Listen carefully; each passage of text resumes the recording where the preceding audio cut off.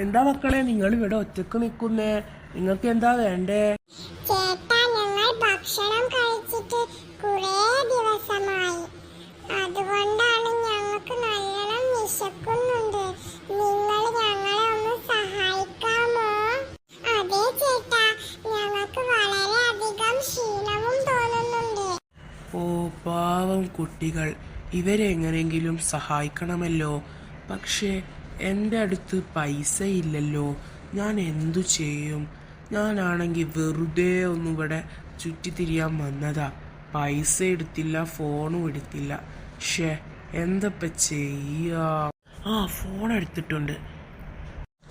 മക്കളെ, ഞാനിപ്പോൾ ഒരു എന്തെങ്കിലും ഭക്ഷണം വാങ്ങിച്ചിട്ട് വരാം. ഞാൻ ഓർഡർ ചെയ്തിട്ടുണ്ട്. ഇപ്പം വരും കേട്ടോ. താങ്ക് യു ചേട്ടാ, വളരെയധികം നന്ദി. മക്കളെ, എത്ര ഓർഡർ ചെയ്യാൻ നോക്കിയിട്ടും എൻ്റെ അടുത്ത് നെറ്റ് കിട്ടുന്നില്ലല്ലോ. അയ്യോ, സാരമില്ല ചേട്ടാ, ഞങ്ങൾ വേറെ ആരുടെയെങ്കിലും ചോദിച്ചു നോക്കാം.